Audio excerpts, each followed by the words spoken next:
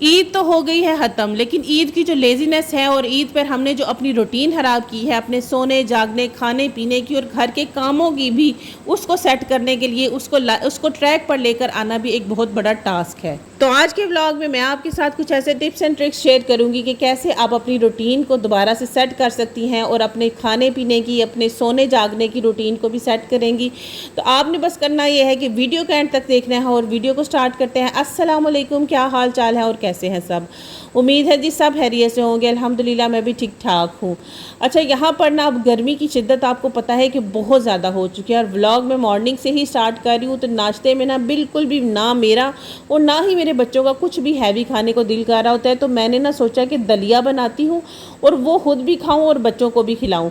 एक तो ये बिल्कुल लाइट वेट होगा, पेट के लिए भी अच्छा होगा, क्योंकि आपको पता है बड़ी ईद गुजरी है तो गोश्त खा कर ना सबके पेटों की हालत वैसे ही ख़राब हुई है। तो ये ज़रूरी नहीं है कि आपका पेट ख़राब है तभी आपने ये नाश्ता करना है। अच्छा, यहाँ पर ना मैंने दलिया बना दिया था और उसको ना ठंडा होने में थोड़ा टाइम लग रहा था। जब तक मैंने सोचा कि वो ठंडा होगा मैं अपने घर की ना सफाई कर लेती हूँ। यहाँ पर मैं अब आपको ना अपनी रूटीन को ईद के बाद सेट करने के लिए या घर के कामों को मैनेज करने के लिए एक टिप देती चलूँगी कि आपने क्या करना है। आपने अपने जागने की रूटीन को सेट कर ले। सुबह अर्ली मॉर्निंग में अपने कामों को उठ कर ना सबसे पहले कर ले, क्योंकि झाड़ू लगाते वक्त जिस कदर गर्मी लग रही होती है, क्योंकि झाड़ू तो हमने फ़ैन बंद करके ही लगाना होता है और पसीना पूरी बॉडी में से ऐसे टपक रहा होता है जैसे कोई आपके ऊपर पानी गिरा रहा है और इस तरीके से पसीना जो है ना टपक रहा होता है।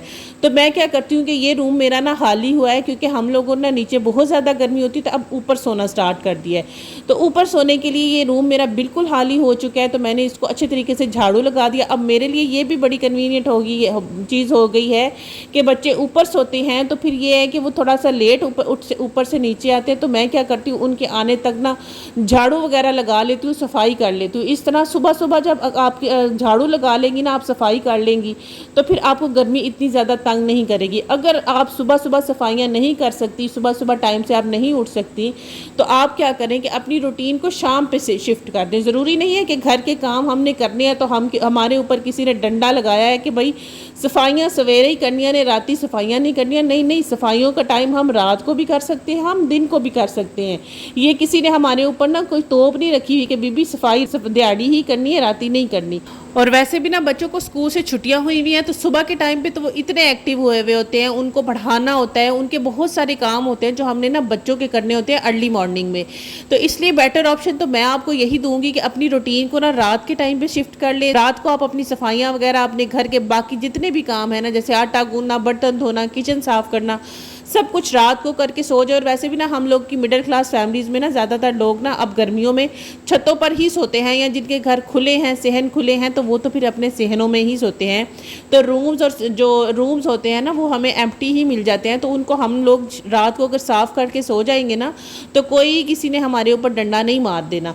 अच्छा, ईद के बाद सबसे बड़ा काम तो पता है क्या होता है कि घर में जितने भी कपड़े हैं, जितने भी कपड़े सबने न्यू कपड़े पहने हुए होते हैं, उनको वॉश करना, उनको समेटना।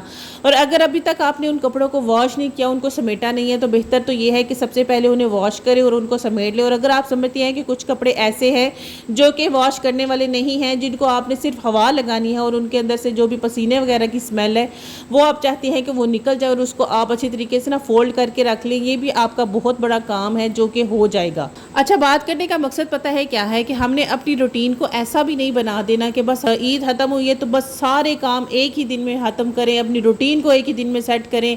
अब आप सबको भी पता है कि बच्चों को भी गर्मियों की छुट्टियां हैं, उन्हें भी हमारी अटेंशन चाहिए।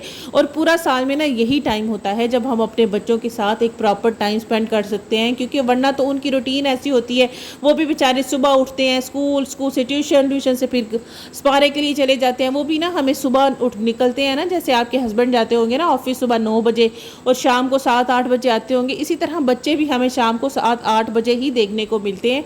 पूरा दिन उन बेचारों का भी ना बिजी ही गुजरता है, हमारे उनके पास भी टाइम नहीं होता और हम भी अपने कामों में इतना मसरूफ़ होती हैं। ज़ाहिर है हमारे घरों में भी मेड नहीं होती जो आके हमारे घर के काम कर देगी, तो हमारे पास जितना भी एक्स्ट्रा टाइम होगा वो हम अपने बच्चों को स्पेंड करेंगे। ऐसा कुछ भी सीन नहीं होता हमारी मिडिल क्लास फैमिलीज़ में।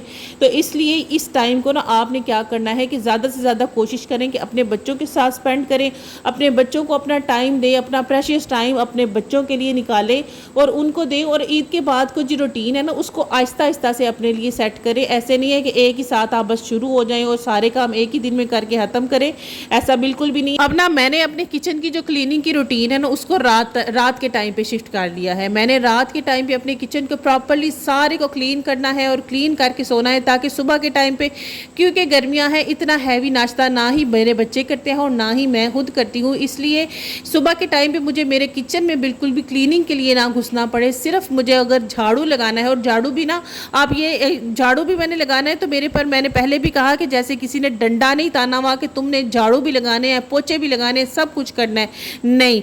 आप अपने आप को भी रिलैक्स रखें, क्योंकि ये एक तरह की ऐसी बोरिंग रूटीन है कि जिससे ना करने से भी हम बेजार हो जाती हैं। रोज़ के वही काम, रोज़ झाड़ू पोछा लगाना, किसी टाइम हमारा दिल भी नहीं करता। तो मेरा भी ना किसी टाइम दिल नहीं करता, तो मैं क्या करती हूँ, एक दिन सिर्फ झाड़ू लगा देती हूँ और एक दिन मैं क्या करती हूँ कि अपने घर को पोछा लगा देती हूँ और तीसरे दिन मैं पाइप लगा कर ना अपने घर को धो देती हूँ।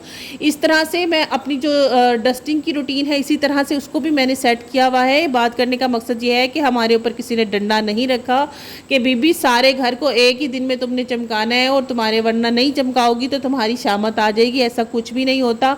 हाँ, मेरी वो बहनें जो ससुराल में रहती हैं या जिनके ससुराल में कुछ मसाइल हैं, वो ये बात नहीं मैं उनके लिए कर रही, क्योंकि ससुराल में आपको तमाम काम करने पड़ते हैं, सारी चीज़ें हमें, मैं भी ससुराल की एक ज़िंदगी गुजार के आई हूँ और मुझे भी पता है कि ससुराल में काम किए बगैर तो गुजारा ही नहीं है। आपको तो सास ही जीने नहीं देती है, सुना सुना के ना मार देती है कि काम नहीं किया, ये नहीं किया। और बात सास को तो छोड़े, जेठानियाँ ही बहुत होती हैं बातें सुनाने के लिए। बहनों, मेरी भी जेठानियाँ बड़ी तेज़ थी और मैंने उनको देखा हुआ है।